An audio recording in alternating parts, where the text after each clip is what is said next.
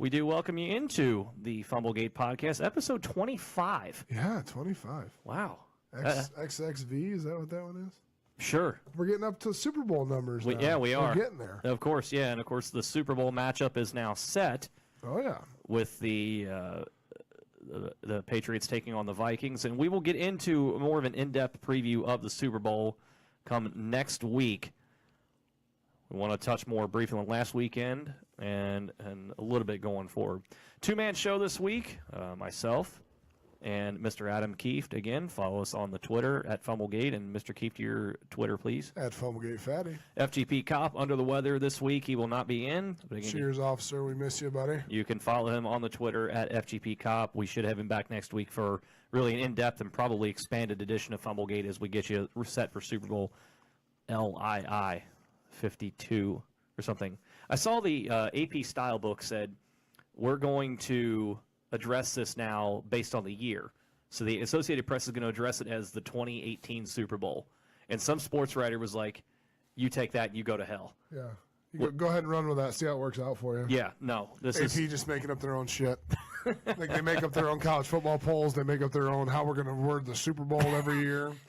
Whatever you want to do, AP. Whatever you want to do. They're the authority now. Apparently. Since the UPI disappeared like 30 years ago. Unbelievable. But anyway, the first bit of it, as far as the Super Bowl goes, you got to have teams in there. And one of the teams we thought we were going to have this past week advance to the Super Bowl and would have been a monumental upset is the Jacksonville Jaguars. However, Tom Brady works his magic again, comes back from a 10-point fourth quarter deficit. The Patriots win that game and move on to Super Bowl 52. It's Tom's 11th come-from-behind win in the postseason in his career. 11th game-winning drive he had in the postseason, by the way, not career. Yeah. No, just the postseason. 54 for his career, but 11 in the playoffs. Most quarterbacks would take 11 comeback wins, period. You got it. He has 11 of them just in the playoffs, and it's I mean, if you ever had a reason not to doubt him before, another game that just cements his legacy going forward. It looked like everything was going Jacksonville's way throughout. Blake Bortles was terrific in this game. As good as you were going to get out of Blake Bortles is what you got. I mean, he played really kind of out of his mind compared to the rest of his season, and it looked like Jacksonville was in a position where they were going to win the game. They were running the ball with Fournette enough to keep the Patriots defense honest. Fournette ran for, I think, almost 100 yards, but 96, I believe. Nearly 30 carries in the game, so they were keeping a balanced offense. Yeah.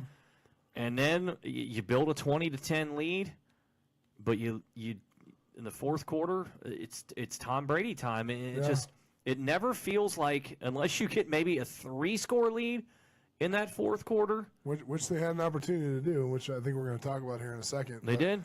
I mean, if you give Tom Brady a window in the NFL, especially in the playoffs, Tom Brady is going to figure out how to take that window and run with it. And he did it again. I mean, again, it's just one of those games that just cements his legacy. And, I think we'll talk about it a little more in depth next week when the officer comes back because we have a little bit different opinions on that. But, I think it's just you can't doubt the guy. And when it's crunch time, Tom Brady goes out there and wins football games, and he proved it again last week.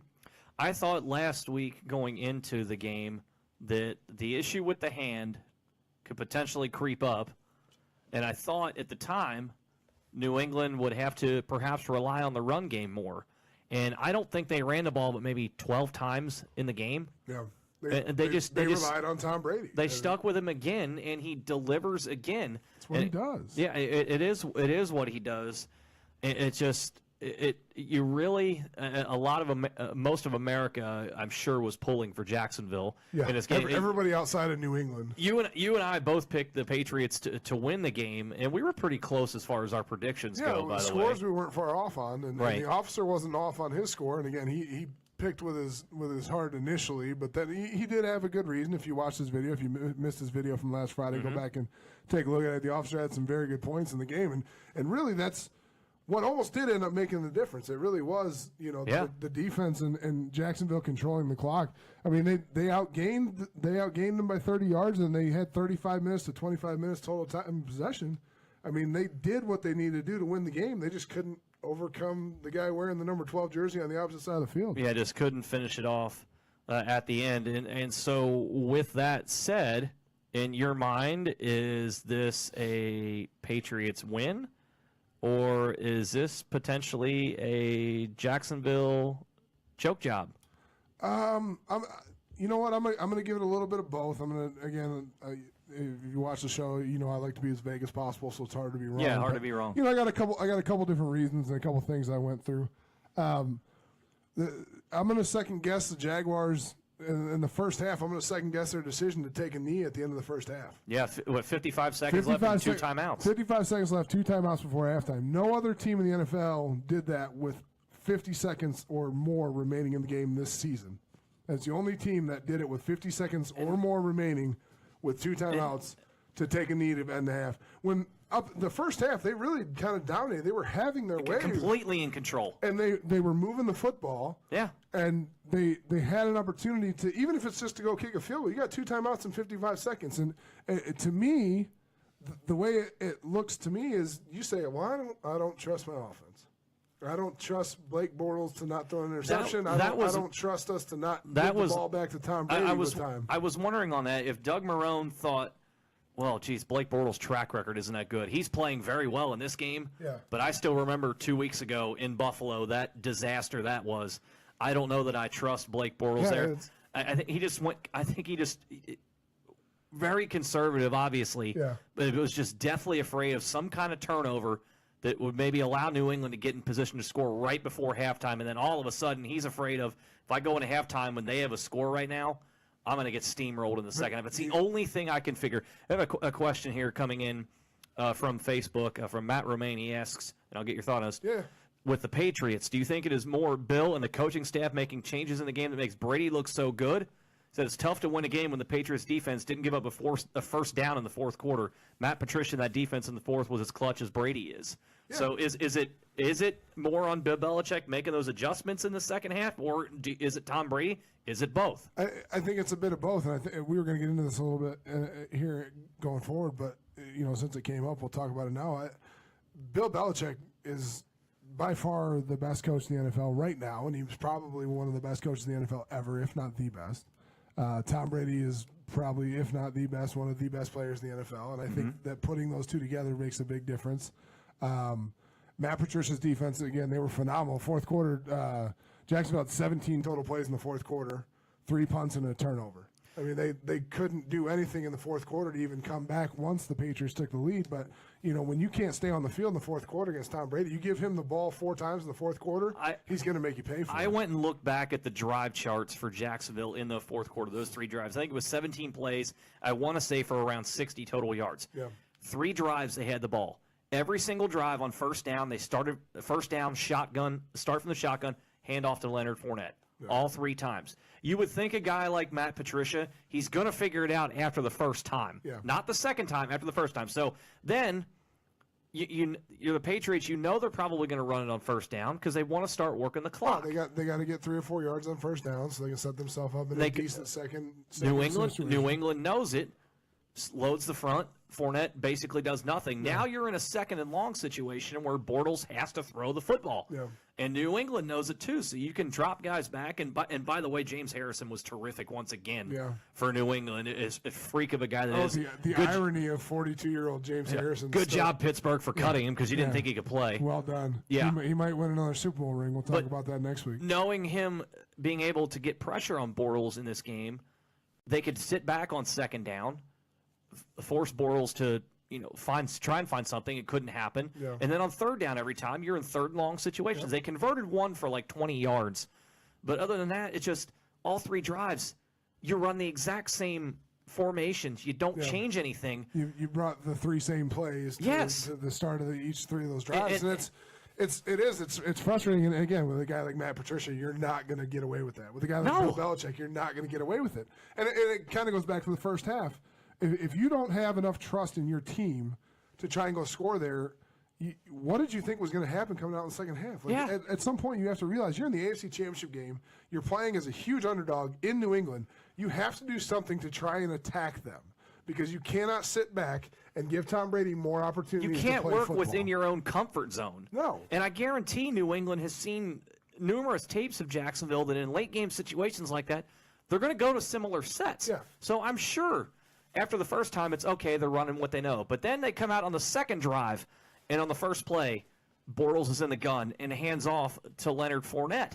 And I'm sure to some degree the Patriots were thinking, they're really running this again. But at the same time, we know they're going to run it. Yeah, and it's surprising that they probably know that we know they're going to run it, and they ran it anyway. Yeah, they're probably wondering, are they really going to make it that easy for us? Yeah. And they did, and it was surprising. I have a hard time, Jacksonville kind of gave it to them. And there's other, again, I said I had multiple factors. One that plays huge is, like you said, Tom Brady, you really need a 3-score lead on him. Well, the Jacksonville Jaguars had the opportunity to have that 3-score lead. They did. Miles Jack with a strip force fumble. Which blew up Twitter, by the way. Which blew up Twitter with hashtag Fumblegate. Hashtag Fumblegate. Hashtag Fumblegate. We thought it was going to be Fumblegate Part 2 there. Yeah, but it go. was a controversial call. But a lot of people are saying, well, of course, it's in New England. And a lot of Jacksonville players, to that point, an extension of that point, were ticked off after the game because New England got called for one penalty. On special teams. Yeah. Not even during the course of the game. Yeah, a 10-yard penalty for special teams, and that was it. So that was a gripe of theirs. But you have a 20-10 lead in the AFC Championship game. You gotta put your foot on the throat of Brady. Yeah. You have to do it. And I know their defense has been brilliant this year, Jacksonville is. Calais Campbell might be the defensive player of the year. But even in that, you still have to try to do something different late in the game to get pressure on Tom Brady, confuse him a little bit. And it's hard to do because Brady's been around for so long. He's so good. There probably is not any kind of defensive coverage he has not seen before and is not familiar with. Yeah. But you have to try something different, even if you have a 10-point lead. You can't just sit back and hope he screws it up. Yes. Tom Brady doesn't screw it up. Even if you have the best pass defense in the NFL statistically all season long. Beer opening idiot, 1 for 1. You have all these things working in your favor, yes, but you stayed within your comfort zone, and that's a big reason why I think that Jacksonville is sitting home right now, because they were not willing and they were unafraid to take those chances that you have to take, even with a 10-point lead, to be able to beat New England up in Foxborough, and they weren't willing to do that. But again, on the other side, you got Tom Brady waiting right there, and what a brilliant catch, by the way, the touchdown to Danny Amendola, a brilliant play, all the way around. One of the best toe taps you've ever seen. Best toe tap, and Brady put the ball exactly where Amendola. The only place he could catch it. Yes, the only place he could catch it and toe tap it. Again, it's the brilliance of Tom Brady. Again, it just, you had your chance, and you fell back to what you knew, instead of trying to be aggressive and dictate the pace like you did for the first 3 quarters of that game. Yeah, well, again, a lot of bad decisions down the stretch that really made a difference. Because you know what you're going to get with Tom Brady. Yeah. A 10-point lead, that's Friday walkthroughs for him. Yeah, four possessions in the fourth quarter for the best quarterback in the NFL is not a good way to try and win a football game. Right. You can't give him the ball 4 times in the fourth quarter. On the other side, you mentioned it just a moment ago, and Blake Bortles, who played out of his mind in this game, and numbers pretty much identical to Tom Brady in the game. Nearly 2/3 completion percentage, nearly 300 yards. I don't think he threw a pick in the game. Nope, no interceptions. Well, he was right there as well. So now Jacksonville has a decision going forward. You have a defense that's built to win a title now. Yeah. You have a running back who can help you win a title now. Turns out he's pretty good. Yes, he is. You have speed at the receiver positions who can get you down the field. The question is for Jacksonville, and if you're Shad Khan, the owner, and Tom Coughlin is running things, did you see enough from Blake Bortles in this playoff to convince you that he's the horse you back going into next season at quarterback? Well, I think his advantage is having Tom Coughlin, because who was Tom Coughlin's former quarterback? Eli. Is Eli an elite quarterback, or is he a game manager? No, it's hashtag Eli's fault. Hashtag Eli's fault. So I think that is an advantage to him. I think the lasting impression, having a game, and again, I got the full stats, 23 of 36 for 293 and a touchdown. That's a good last game to have. That's by his standards, that's a great game. Yeah, and I mean, you look at his overall playoff performance. He was 49 of 85, not great, 594 yards. Again, half of those came in one game, the AFC Championship game. But 3 TDs, no interceptions, and 121 yards rushing. He picked up 7 first downs rushing the ball. So he he did what he needed to do in the playoffs. Again, the Buffalo game was ugly. This game obviously blowing the lead there at the end is not good. But during the regular season, he had 3,687 yards, 21 TDs, to 13 interceptions, which doesn't look great. But you got to remember he threw 5 of those interceptions in the last 2 games of the season. So he went into the last 2 games of the season with only 8, which isn't bad for the quarterbacks. And I went into the deep metrics crap. ESPN does. Look at you, sabermetrics guy. Yeah. ESPN does this cool sabermetrics thing. So they do their QBR. So I took a look at ESPN. And he actually ranks 12th total QBRs. And the metrics, it's long and hard to explain, but basically, when he's on the field, he's the 12th best quarterback in giving his team an opportunity to win, being the quarterback. It's hard to believe. It's hard to believe. It is hard to believe. It's very hard to believe. But he's ahead of some other names that you're going to know here. He's ahead of Mariota. He's ahead of Winston. He's ahead of Derek Carr. Eli Manning. We know Eli sucked this year. He's ahead of another elite quarterback like Manning, Joe Flacco. Oh, the elite of the elite. The elite of the elite, Joe Flacco. But here's some names he's ahead of that are probably going to be more interesting. He's ahead of Jared Goff. Okay. He's ahead of Cam Newton. I think Jared Goff's in a similar type of setup, though, as Bortles is. Yeah, absolutely. A dominant defense, a hell of a run game. And they got a team around him. Yes. But Jared Goff, again, we talked about he may have been a candidate for MVP a little bit there just because of what he had done. Sure. Cam Newton, who no one will argue that he's not a franchise quarterback in Carolina. Punch face. Yeah, punch face. I don't like him, but nobody's going to argue that he's not a pretty good quarterback. Sure. And also Kirk Cousins, who's going to be the highest paid guy coming out of free agency this year. And so those all kind of surprised me. But again, this is, sabermetrics and stuff that's way above my pay grade. But to me, what does all this say? It says that, we saw with the teams that were in the conference finals, you don't necessarily need an elite quarterback to be effective in this league. Yeah. And I think Blake Bortles, what he shows you is taking care of the football. They've put enough complementary pieces around him that he's an effective quarterback in the NFL. He doesn't make terribly bad decisions. He's not going to lead you to a win by himself. That's the issue with most people have the quarterback spot, because this is such a pass-heavy league nowadays. Everyone feels like you've got to have that stud quarterback who can do something like Brady does, and you can put it in his hands in the fourth quarter, and he's going to take care of business. Again, in this game, Blake Bortles did not do that. No, but again, you look at the 3 of the 4 quarterbacks that were in the conference, and none of them were like that. And so I don't until Tom Brady retires, you're going to have a hard time beating anybody in the AFC is going to have a hard time beating Tom Brady. Until Bill Belichick retires, maybe both of them have to retire before you have a chance at getting through the Patriots to get to the Super Bowl in the AFC. But real quickly with Brady, he's in his 15th season as starting quarterback, and you pointed this out before we came on here. Missed the year with the torn ACL, didn't play his rookie year, sat behind Drew Bledsoe. 15 years as a starting quarterback. This is his 8th Super Bowl in 15 years. He's been to the Super Bowl more than half the time. More than half of his time. He's been the starter. If I'm Jacksonville, I would at least have a conversation with the agent for Alex Smith. Kirk Cousins, I think, is going to be out of their price range, because Kirk Cousins is going to want $30 million a year. And somebody's going to pay. Someone is going to pay that to him. It might happen up north. It very well could be. They got a new offensive coordinator up there, and they are. It's very possible. Hankering for a starting quarterback. I would at least put in a call to Alex Smith and see what kind of numbers he's wanting, because remember, Alex Smith came off of a career year this year, and for a lot of the season, a lot of people were saying MVP, including us here on Fumblegate.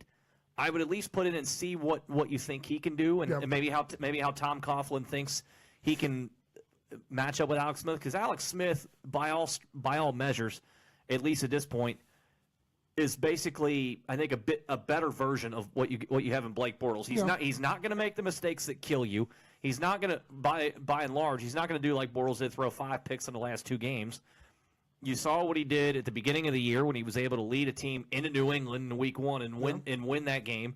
I would at least put in a call, and that's the only guy I would call. Eli Manning, no. I don't think you're going to swing anything there. I don't think Eli's going anywhere. I think Eli stays in New York. And I agree. We're going to talk about that here in a little bit with the coaching change there. But, I think, to me, I think he comes back. I think he's a starter next season. I think he did enough to give him another opportunity to lead the team. I don't see them drafting a quarterback.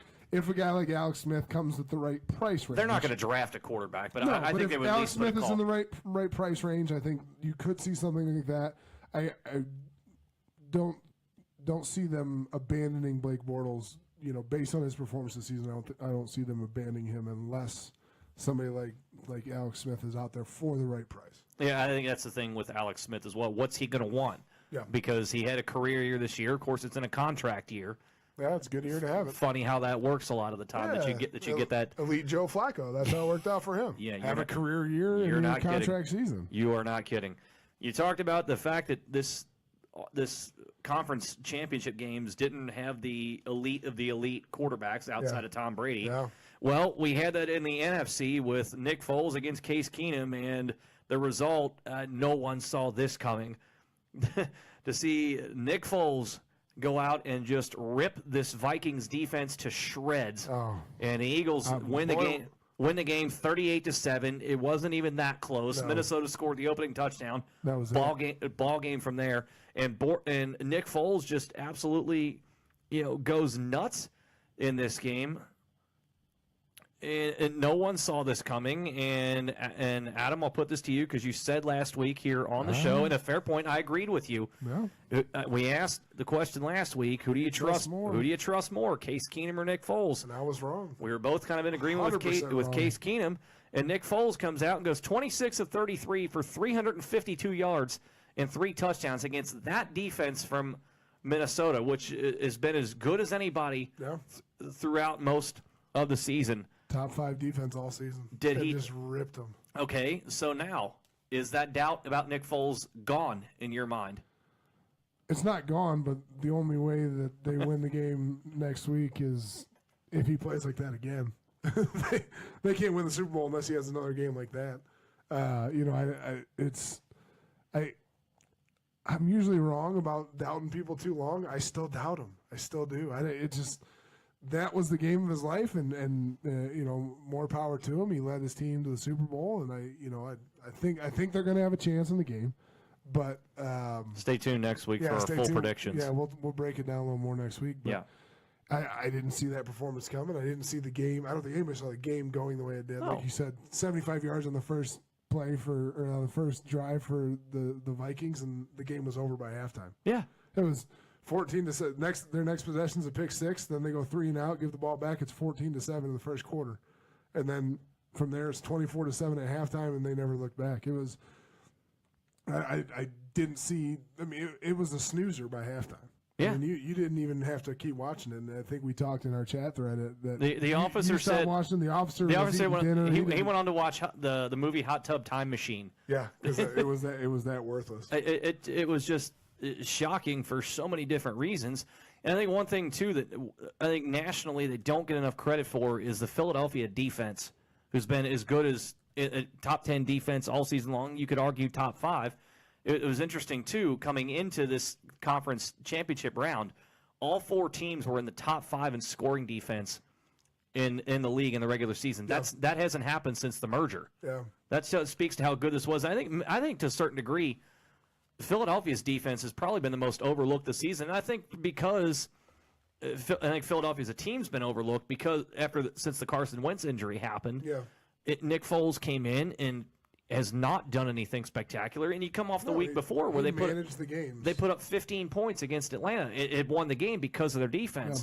Yeah. And you thought coming into this game, well, if he can only put up 15 against Atlanta, Minnesota ought to be licking their chops. Yeah. And instead, the Philadelphia defense comes in, forces 3 turnovers, including the pick 6. But Nick Foles goes 10 of 14 on 3rd down. Yeah. In the game. They couldn't get off the field. No, they couldn't. Vikings couldn't get off the field. The Eagles just sustained drives. They scored points. Again, we asked before the game, who do you trust more? And you looked at how Case Keenum performed the week before against the Saints and how Nick Foles performed against Atlanta. Mm-hmm. And I think that was the basis for most of what we were predicting because, Nick Foles really was unremarkable. Completely unremarkable.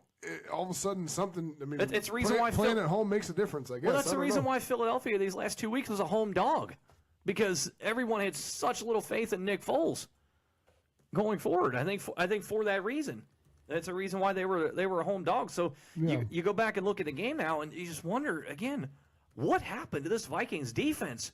from one week to the next. Yeah, it was perplexing. Yeah. They ran all over them. They shredded them. They controlled the ball. Vikings couldn't get them off the field on third down, and they didn't force a turnover. I mean, the Vikings offense, that's a huge part of their defense. Really feeds off of their defense giving them the ball, and they couldn't do it. They couldn't get off the field. It just, we didn't see that coming. And no, not at all. Unfortunately, the Vikings are going to be watching the game from their homes rather than watching it from inside or playing from their home stadium, inside their own stadium. So. Yeah, very, very, very surprising. So interestingly enough, the Vikings fans will be driving Uber for Philly fans and dropping them off at the wrong locations, which I thought was phenomenal. Skull. Yeah, skull. Well done, Vikings fans, dropping the Eagles fans off in the wrong location during the Super Bowl. That should be very interesting. I like it. So on the NFC side, though, we have much like the AFC side, where the losing team now has some questions going forward about what they have to do to try to take that next step next season. And the same case for Jacksonville, it applies to Minnesota. Who are we going with the quarterback here?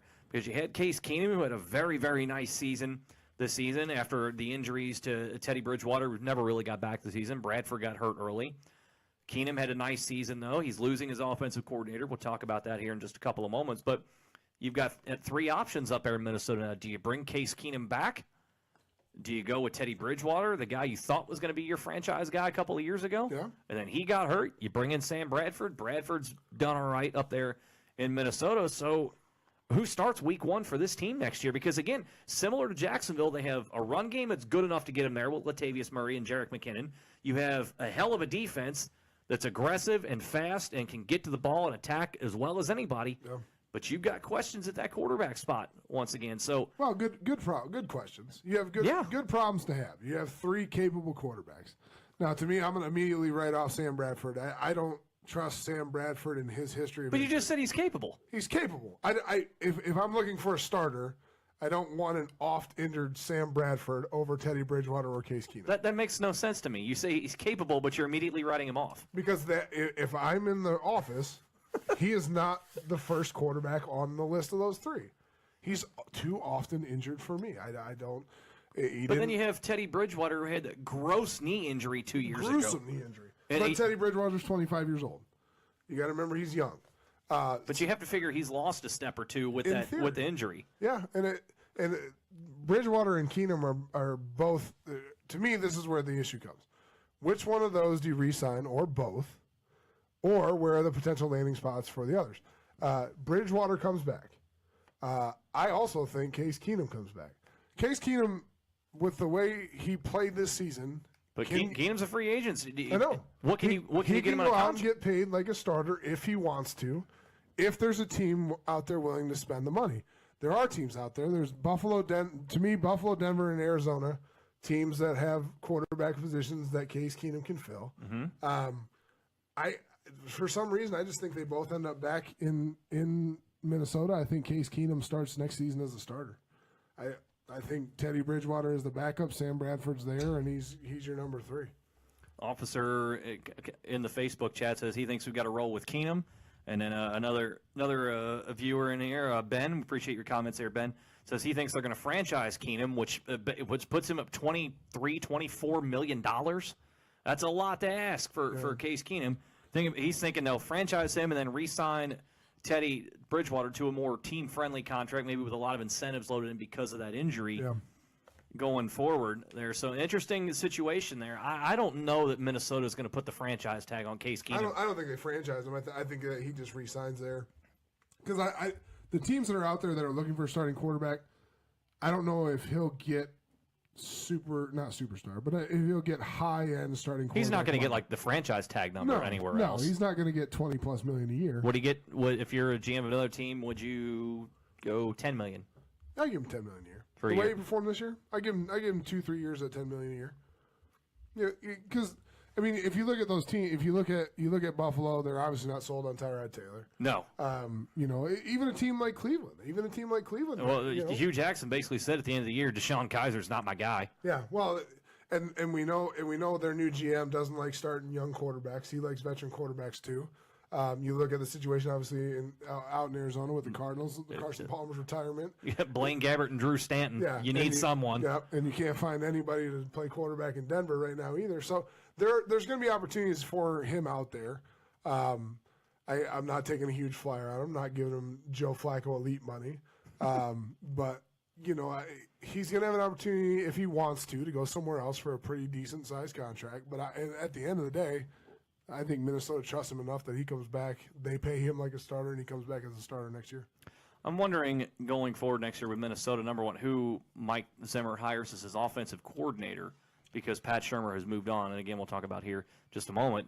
That does make a big difference, too. Right? For Case Keenum, how much of a difference does that make? Because we don't know how much Mike Zimmer is going to tell the new guy, okay, is he going to say to the new offensive coordinator, okay, this is your offense now? Yeah.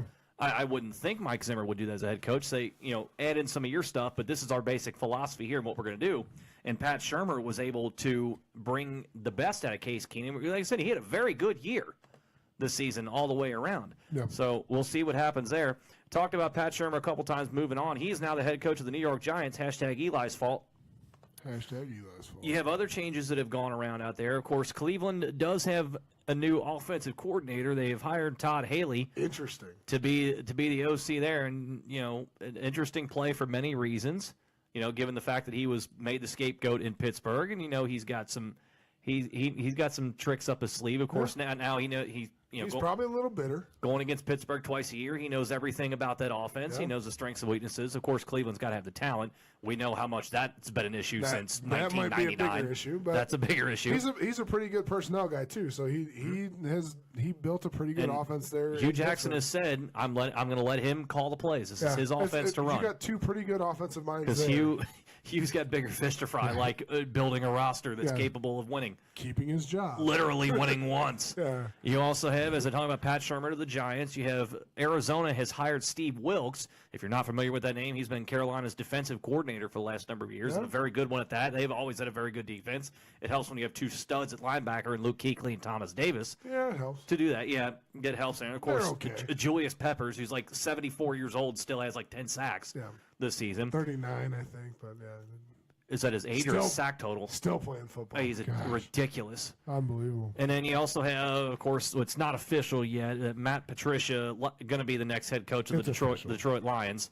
He's already apparently gone through and told some Lions assistants, we don't need you here anymore. Yeah. So with that, and it could be somebody else off the list here, your mind, the biggest impact new hire for next season, not down the road immediately in 2018. I think it's Patricia. Interestingly enough, I don't know if you see the picture of Patricia and his son. Yes. And in the confetti after the game. That was his last game there. That's his last game that he's ever going to coach in New England, which I thought was really cool. It was a pretty cool moment. But yeah, I think he's coming into the best situation. Given what they have in Detroit, the kind of where everybody expected their team to go. I think the team the ownership is willing to give him the reins, kind of let him take over, do what he wants to do there, which I think is one of the reasons that he's choosing that job.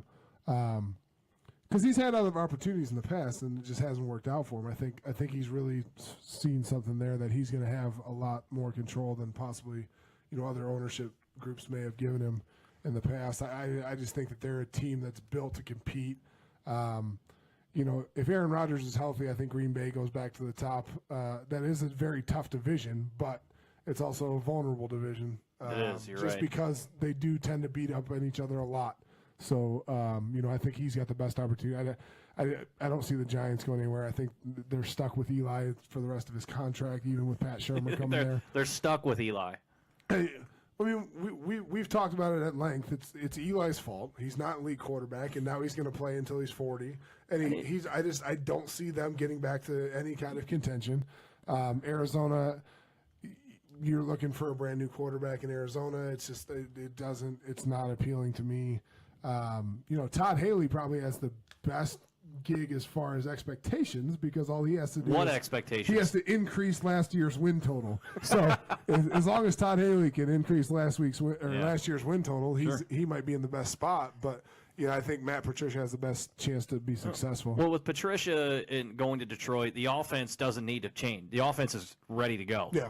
It's the defensive side that's been an issue over the years there. He does. Because Jim Caldwell was never able to get that defense to where they felt like it needed to be to compete in the playoffs, which is why every year they were between 7 and 9 wins, seemingly with the highest paid quarterback in the league.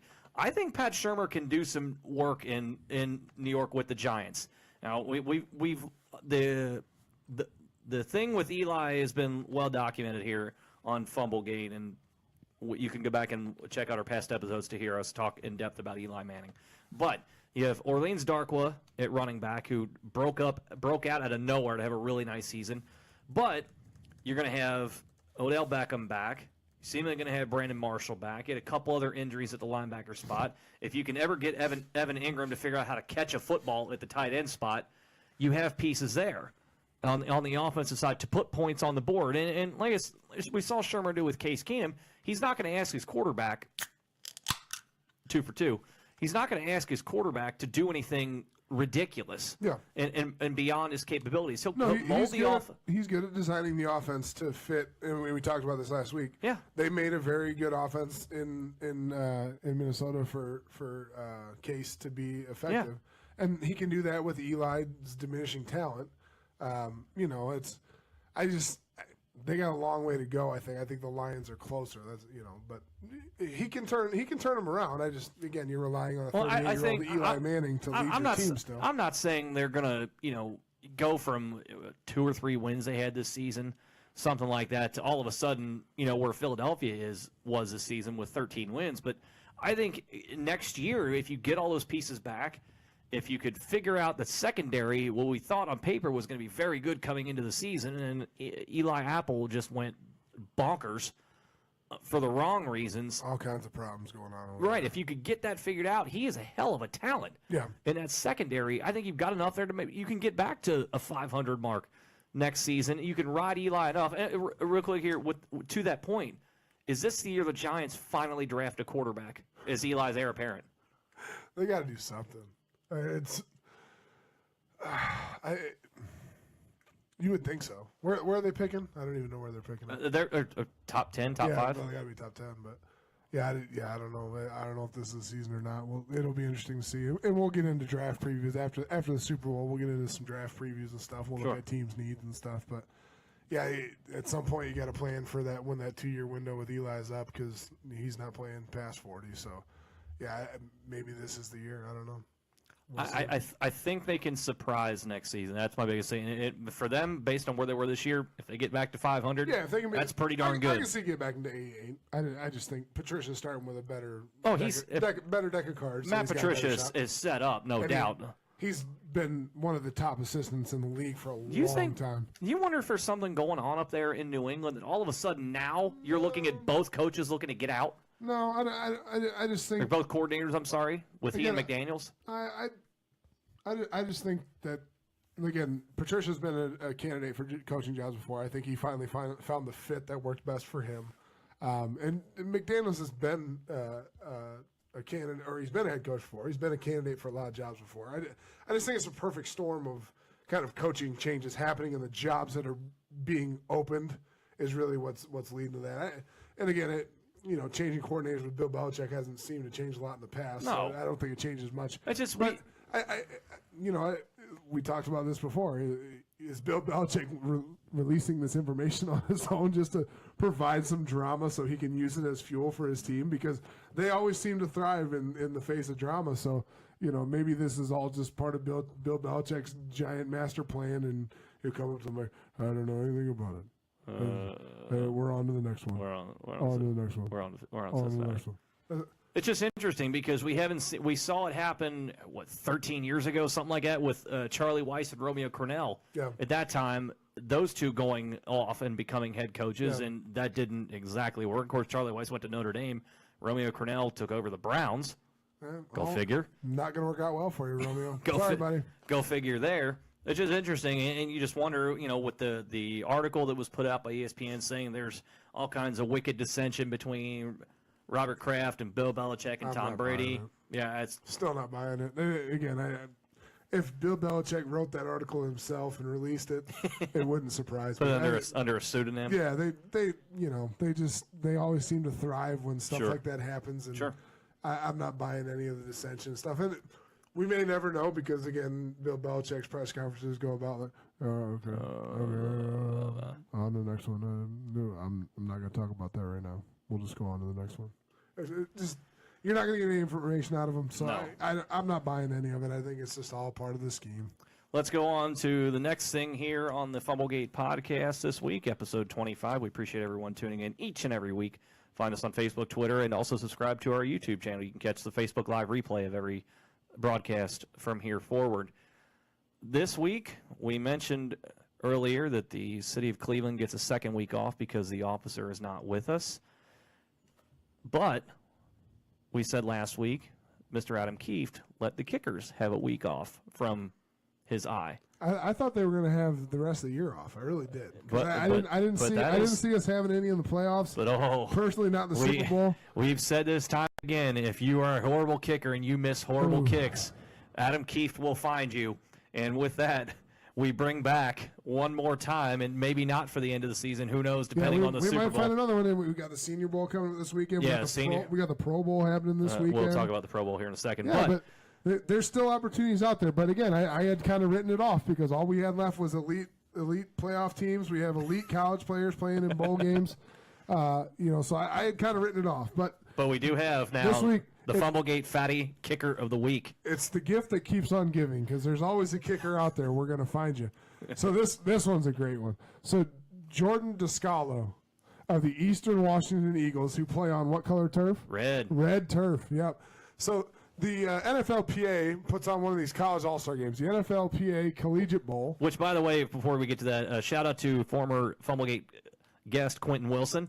Helped Team USA beat Team Canada in the International Bowl. I think they won that game 47-7. Yes. Shout out, Q. Good work. Well done, Q. Anyway, back to the Kicker of the Week. Yeah, so we got one of these college all-star games. So these are the best of the best because you don't get invited to these just for fun. Sure. Like they're just not. You didn't get invited to one, did you? I did. I went to the Hula Bowl.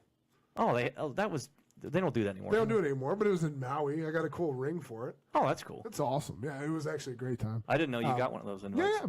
So I got that? I played the Hula Bowl a long time ago. Now I got to try surfing out. That was kind of fun. And how'd that work out? It was good. I had to use the guy who was the trainer for teaching us how to surf. I had to use his. So you had training wheels on? Yeah, more or less. I had his giant longboard Super that weighed like 200 pounds. It was solid wood. It was a Hawaiian solid wood longboard. It was awesome. The waves were not big enough to push my big ass, but it was a good time. Were you able to stand on your feet? Yeah, I got up. Okay. It's just I mean the waves we're talking about like 3 feet waves. It was not a great day for surfing. That's breakfast in Hawaii. Yeah, a lot of guys stepped on sea urchins that week, which was kind of fun. Yeah, ouch. I didn't luckily, but that was kind of fun. But anyway, so the NFLPA now puts on their own bowl. They put on the NFLPA Collegiate Bowl, and Jordan Descalo of the Eastern Washington Eagles. He's a punter, kicker, ginger extraordinaire. He's got red hair. My son has red hair, so it's okay. He's got the ginger beard and all that stuff. But anyway, so he's here. He's invited to this all-star game, and he gets to kick field goals and show his worth to the NFL. And he ends up going 0 for 3. Okay. And you're like, well, maybe he was kicking tough field goals. Maybe he was kicking from far away. 50-yarder? No. 40-yarder? Yeah, well, he had one, 43. That was That was 43. in the first quarter. He missed from 43. By the way, this game went in at halftime 0-0 tie. Oh. Oh, yeah. I'm sure that attendance was where you great. can only rush straight, yeah. No, was there even any rush on these kicks? No. That's the best part. It's an all-star game, so you don't rush No kicks. one cares. Yeah. You just stand up. You snap the ball. Everybody on defense stands up. It's like kicking in practice with no rush. So he misses from 43 in the first quarter. In the second quarter, right before halftime, again, it's a 0-0 game. He misses from 24 yards. 24. That's 4 yards longer than an extra point. Yeah. And then in the third quarter, he misses from 27. Oh, boy. So the ball on the 7, the ball on the 10, and he misses both of them. 0 for 3 in the game. No rush. Again, no rush. And this is an all-star game. These are supposed to be the best of the best. Now, again, there's like 4 or 5 of them that the college players play in, but he was invited to come to this game. He was invited for a reason, not just to fill a spot. To kick in front of NFL scouts, and he goes 0 for 3, missing from 43, 24, and 27. And I hate to do it, but I got to go back to it. No, you don't. You don't hate to do it. A trained monkey can make that 24-yarder. A trained monkey. Again, maybe in the offseason we'll go out, we'll kick him blind from 24 yards or something. Blind. But this is this guy's job at an all-star game to This is his shot to set himself up for life. Yeah, like show the NFL what you can do. Missing from 43, 24, and 27, not showing the NFL what you can do. So, for that reason this week, I didn't think we'd have one, but the gift that keeps on giving, punter kicker ginger extraordinaire, Jordan Descalo of the Eastern Washington Eagles for the NFLPA 0 for 3 Collegiate Bowl. Punter kicker ginger extraordinaire.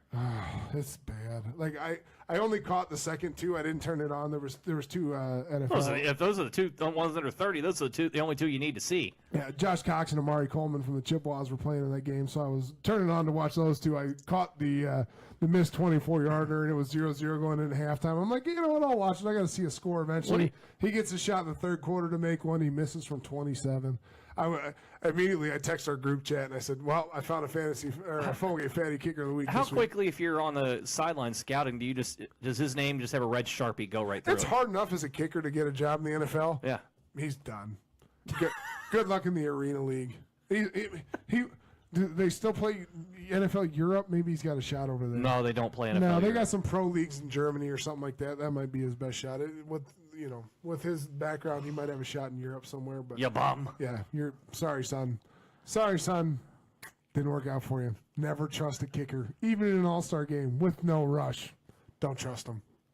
Can you imagine 2 weeks from now if the Super Bowl comes down to a missed kick?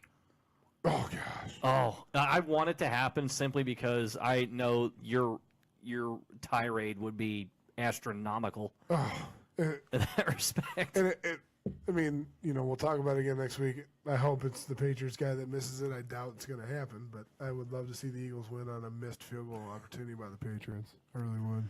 Well, the kicker of the week gets awarded this week for being terrible in an all-star game, and there is an all-star game coming up this Sunday to fill your professional football need until the Super Bowl, if you even care. It is the Pro Bowl. It's still happening. I'm glad in the last couple of years they've decided to add that skills competition back to it again. Yeah, and it moves around, which helps too. It makes it this year. It makes it fun, and being in Orlando, it makes it easier to get more people to show up. Yeah, that helps too. But at this point, I know this. Like I said, the skills contest is cool, incorporating elements like dodgeball and the obstacle course and all that kind of stuff. Team competitions, that's all cool. But is this game even worth the time? Is it even worth it? Because yes and no. Because you have all these guys who have a quote unquote injury, so they're not going to go to the Pro Bowl. Obviously, the teams in the Super Bowl can't go as it should be. But you're not really getting the best of the best because not just necessarily because 2 teams are in the Super Bowl, because the top 4 or 5 guys at every position bail out on it. Yeah. That's how, the first 4 years of his career, Andy Dalton was in the Pro Bowl every year because, he was, the 5th alternate because everyone else bails on it. I mean, and I understand there's not really anything you can do to force the players into playing it.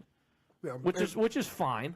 At some point, I kind of wonder if it's not just players looking out for each other, and because everybody's got a Pro Bowl bonus in their contract. Yeah. So just getting named. The guys get elected, they back out, so they get their bonus. The next guy gets his bonus. I was going to say, it's just getting named gets you the bonus, does it not? Everybody all the way down to the guy who ends up playing gets the bonus. Did you have that in your contract? Yeah, I did. I know you didn't get it, but I'm just curious if I put anything like that in your contract. Every player has a Pro Bowl bonus. Do you remember the bonus if you'd got? I have no idea. You don't remember? I could probably go dig out my contract and find it, but yeah, I have no idea. Probably somewhere in the neighborhood of $50,000 or something like that. But there you go. It's free money. I didn't get it, but it's free money. Then you missed out on the bonus that Shane Graham cost you. Yeah, thanks a lot, Shane. Again, never trust a kicker. Hope you're watching, Shane. Yeah, well, he's coaching up there at. He coached in the NFLPA Bowl. Go figure. I didn't know that. Yeah, That's great. He was coaching. He coached the NFLPA Bowl, and where does he coach right now? Central Michigan Chip Bowl. Yes, lukewarm chips. Fire up chips. That is great. Yeah. And he cost you how big of a bonus? $19,000. Oh, you're not bitter at all, are you? Not at all. Go figure. But in either case, back to the pro. I understand why they do it, but at what point does the NFL just say this isn't worth it?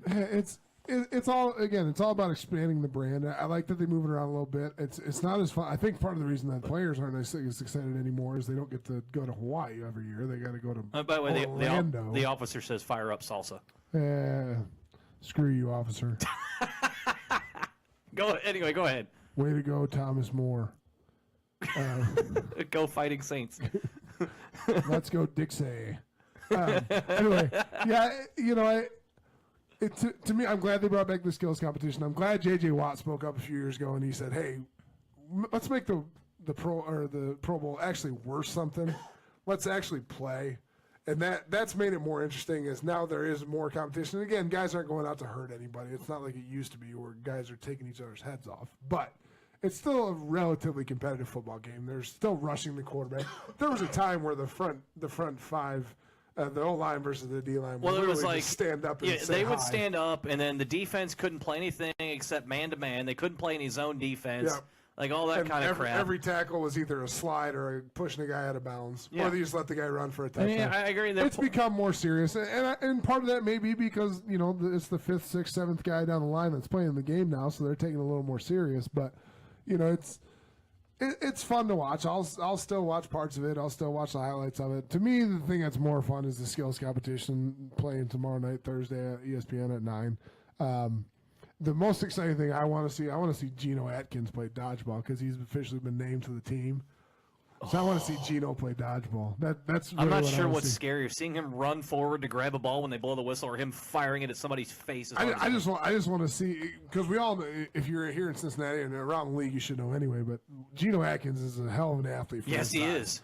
The man is a freak, and I just want to see because he's the only specific D lineman that's in that skills competition for right a now. reason. There's some other guys that are to be announced, so there'll be another one on the other side. But Geno playing dodgeball is the one thing I want to see. I want to see the skills competition. I couldn't care less about the game itself. Well, it's the only thing going on except for the Senior Bowl. Yeah, that's the thing. It fills the niche, and it was smart of the NFL to put it before the Super Bowl instead of after. Because after the Super Bowl, everyone mentally checks out from the NFL, at least to some degree, I would say. They moved it for a reason. That was smart to do that, to keep the football going forward as well. Again, we talked about coming next week, we'll have the more in-depth preview of Super Bowl 52, but along with predictions. Yeah, and predictions as well. And the officer will be around to talk about whether Tom Brady's the GOAT or not. Yeah, and that'll be a hell of a debate. It'll be a good discussion. I'm just going to be impartial third party because I'm going to let you two. We're probably going to have that debate twice because before and after the game. Yeah, so despite whatever the result of the game is, I think we'll have that discussion twice. So there's a lot of action that will happen in the game, of course. There's going to be a lot of action around the game, of course, and if you follow that, you know where I'm going with this here, and that is the fact that there's a lot of wagering that happens. Legal or otherwise. Yeah, legal or otherwise during the Super Bowl. And it's not just who's going to win the game, who's going to cover, who's going to do this, who's going to do that. Oh, no, there's some good ones out there. They will take bets on anything they can make. Well, let's go through some of those prop bets right now. And I go a couple that you saw as far as prop bets go that really got your attention as far as something. And these are actual real bets that can be. You can actually wager on these. You can put money on these. Go ahead, a couple from you. And we'll talk about a few more of these next week. Yeah, there'll be more that continue to come out as people go to Vegas and say, hey, can I bet on this? If they can make money on it, they'll take it as a bet. So yes, they'll keep coming out. But the ones that caught my eyes specifically, and these are kind of fun, are the ones specifically about fans of the Eagles. Just the Eagles. Just their fans, not the Eagles as a team. You can bet just on Philly fans. Yeah. If Philly fans do this.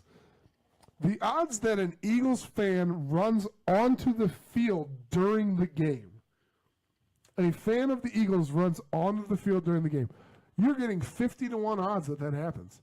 And there's a lot of other bets that have worse odds than this. So Vegas is giving some credence to this being able to happen. And this is what this Super Bowl, with as heightened security as there's always fodder whether the president will come to this game, and if that happens, you can only imagine that's going to increase security tenfold going into it, understandably so. But the fact that they still think this is going to happen. Yeah, you're it's still a getting possibility. 51. The odds, there's a lot of things with a lot higher odds than an Eagles fan running onto the field.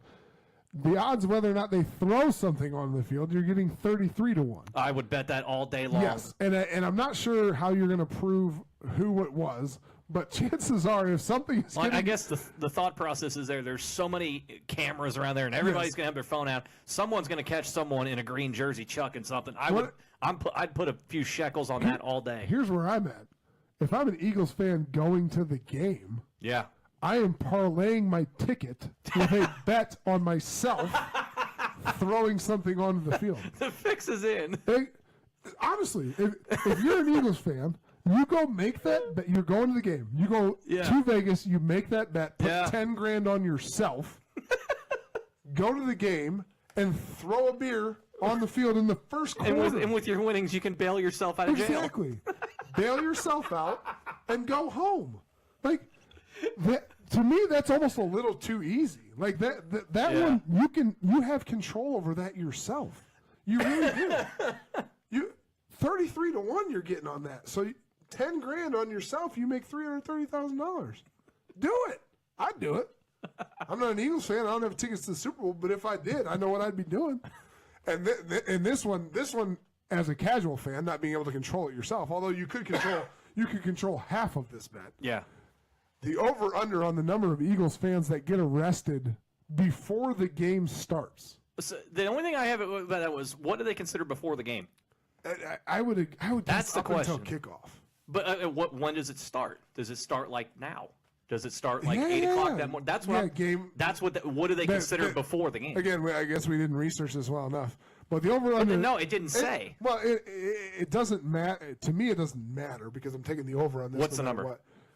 1.5. Over. Over 100 times over. Make it 11.5, and I'm still taking the over. And again, you can control this yourself. You can control half of this if you're a fan. Do it. Do it. Get yourself arrested. Apparently, Eagles fans in Philadelphia have taken a liking to punching horses. Yeah. Punching police horses. So it's, pissing on opposing fans' clothing, articles of clothing. Apparently, it's not out of the realm of possibility. They're sorry, Eagles fans. I mean, you're as diehard as it comes across the league, but there's between diehard and stupidity. Some of them ride that line really close. But 1.5 over all day long. I would, if I was in Vegas, I'm betting 2 out of 3 of these without question. And I probably bet the third just for fun. Sure. Because 50 to 1 on somebody running out on the field, but something getting thrown on the field by an Eagles fan, 33 to 1, 100%. Yep. Two fans getting arrested before the game starts, 100%. Yes. Done. But again, if Vegas thinks they can make money on you, this is what they're going to do. That Eagles fans getting arrested is as sure a thing as Roger Goodell being at the game. Yeah. I think maybe even more so. And Goodell's going to be there. It's going to happen. Yeah. It's going to happen. It's going to happen. There's going to be enough Eagles fans tailgating that aren't even going to get a ticket into the game. No. That they're just going to stay in the parking lot doing something stupid for the hour before the game starts when everybody else is going in to get to their seats. Yeah. They're just going to be out there doing something stupid, throwing people through tables or pissing on people's hats or whatever they do. Whatever they need to do. That's what Eagles fans do. They'll carry on the Bills Mafia tradition of busting the plastic tables. Philly fans will get arrested. And again, you have to factor in the fact that they're playing in the city of the team they just defeated. So the officers are going to give you a lot less wiggle room when it comes to getting arrested in a city where you just knocked their team out of the playoffs. And by the way, the officer chiming in and letting us know that a citation is considered an arrest. Oh. So even more so. Public drunkenness. Slam dunk. Yes. Slam dunk. Vegas. I know probably not a lot of people aren't looking for that, but we are here at Fumblegate. But that over 100% over. Yes, that's fans. That's as sure a thing as everything. 2 fans getting arrested. If you've ever wanted, I'm not a betting person at all. If you ever wanted to wager even a few dollars on it, you're winning money. Yes, you're winning money. Go out and bet 2 Eagles fans getting arrested before kickoff. Yeah, it's going to happen. There are a couple that I found interesting as well, which those are phenomenal. One of them I lean towards because I am a broadcaster, and so I lean towards the broadcasting side. And there are bets saying What's going to happen during the broadcast? Will this be mentioned? Will that be mentioned? Will this be mentioned? Will that be mentioned? So on and so forth. I think there was one saying like the over and under number of times the commentators say the word Gronk. It was at 3.5. Take the over. One of them that I found interesting was Al Michaels using the phrase point spread. 100% this is happening. If you watch a broadcast on NBC and you listen to Al Michaels, you have to be looking for it. But those gambling references are there, and they are there with a fury. He makes them. He does. He's not quite the level of Brent Musburger. If you listen to the last couple of years, because Uncle Brent didn't care the last couple of years, he was making gambling references left and right. He started his own gambling Sirius XM channel, for goodness sakes. But the odds right now, minus 500 says no. Yeah. Yes is plus 360. I'm betting yes, and I'm walking away with a truckload of money. Yeah, take that plus 360. Because it's going to happen. You know he knows the spread. Yes. And like you just said, he knows enough about the bets that are out there that he will make mention. If something screws the spread or something screws the over-under, he will make mention of it. I wish there was a prop bet, and maybe there wasn't because I know it's a slam dunk on whether Al Michaels actually put a bet down on this game. Because that is 1,000,000% yes. Yeah, he might be betting all the phrases he needs to 100%. This like you said, if you're the Eagles fan, show up, get drunk, get arrested, bet on yourself. Parlay, put a parlay on yourself. Yes. He's like the guys from Super Troopers, like counting the meows. He's going to be keeping track of whether or not he says Gronk enough times. Parlay yourself. You need one more Gronk. He's going to be in the booth. Yeah. Oh, it's going to happen. So that's going to happen. The other one that I found interesting is, of course, everybody's going to bet a lot of money, and there'll be estimates all over this place saying how much money was actually wagered during the Super Bowl.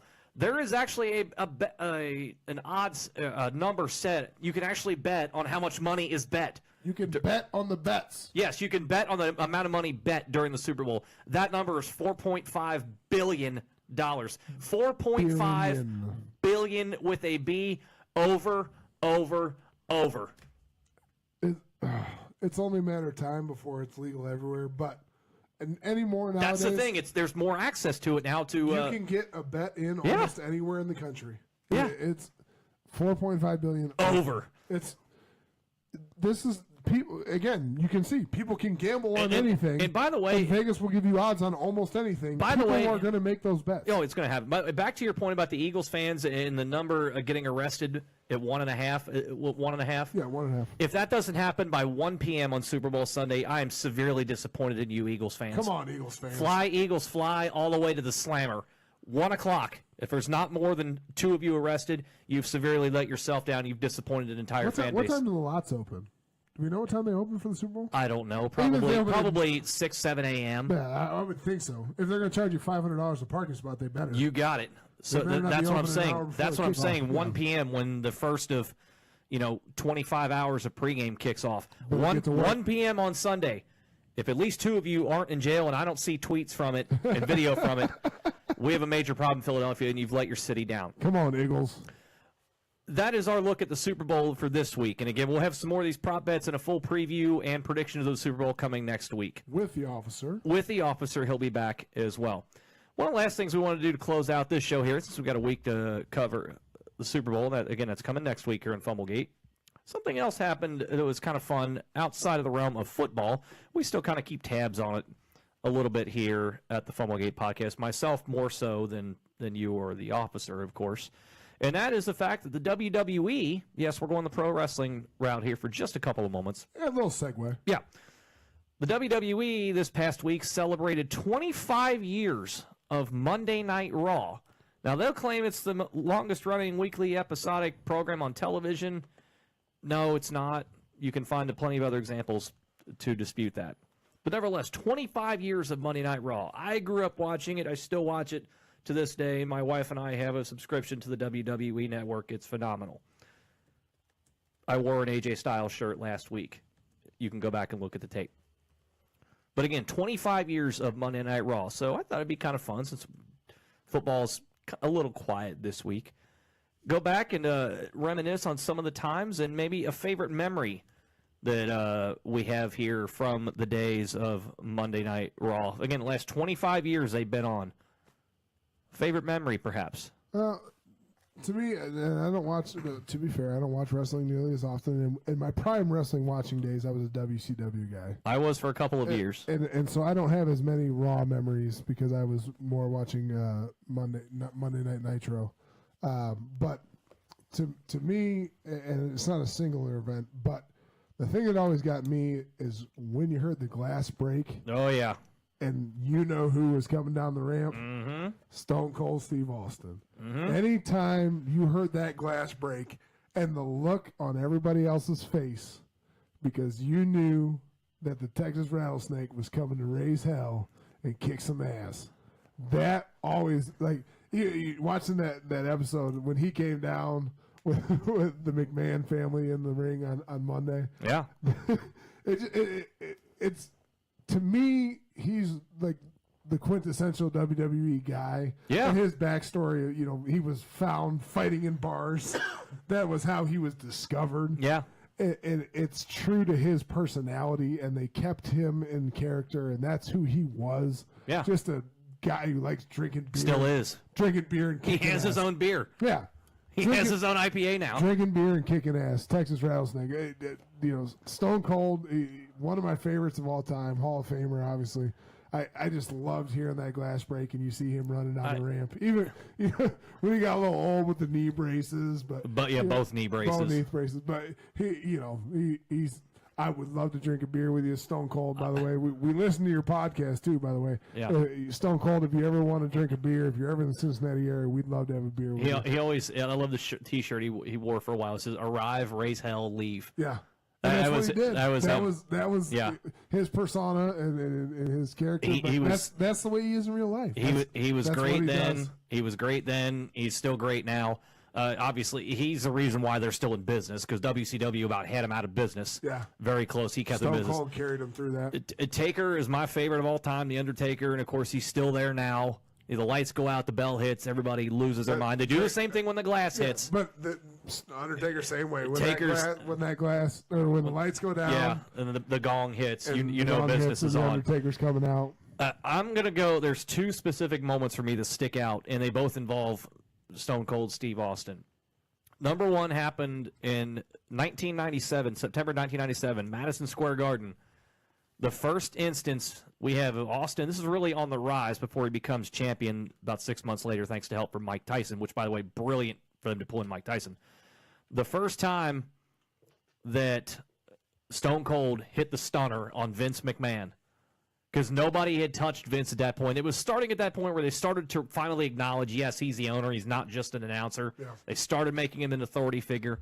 Hits a stunner on him, and that launched him, Austin, into a new stratosphere. But it started that rivalry, which won't ever be touched. It's probably one of the greatest rivalries of all time, if not the greatest. So that kicked it off. But number two, I'm going to fast forward about 18 months. March 22nd, 1999. There was an instance late in the show. They're getting ready. I think it was the lead up to WrestleMania that year, where you have Vince McMahon, Shane McMahon, and The Rock all in the ring. The corporation, as it was back then. And they're saying, blah, blah, blah, we're going to kick Austin's ass. Austin's not going to win the belt.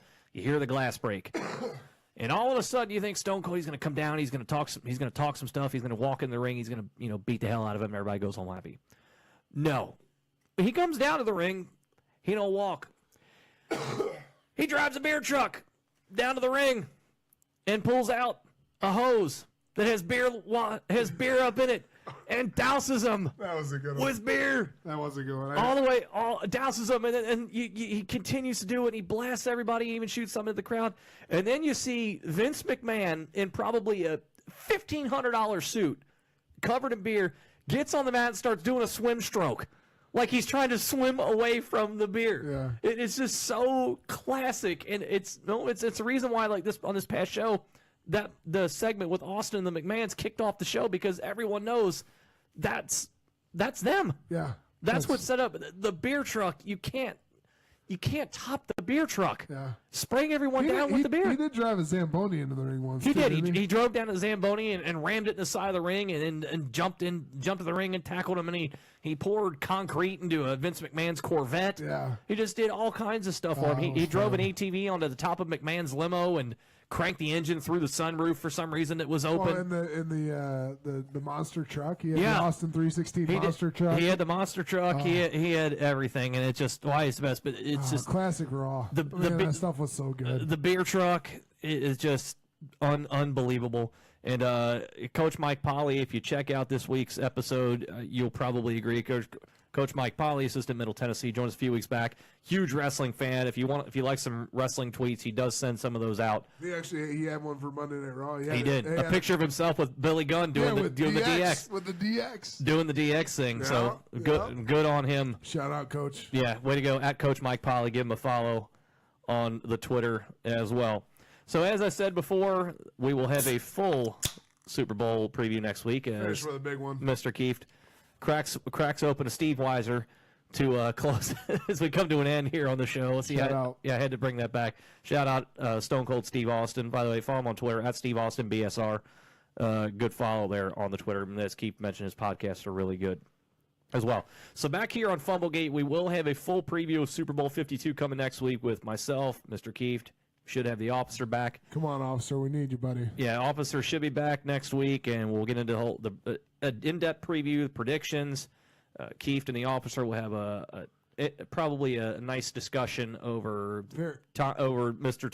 Todd Brady. Very, very cordial. Yeah, very cordial. We have a Todd Brady versus Montanta. Todd Brady versus hashtag Montanta, and where Cheater Check falls in to that as well. And so with that, we are going to wrap up this week here on Fumblegate. Of course, if you want to get involved in the social media, of course, you've been checking us out on Facebook each and every week here on the Fumblegate Podcast Facebook page. We do the broadcast every Wednesday night.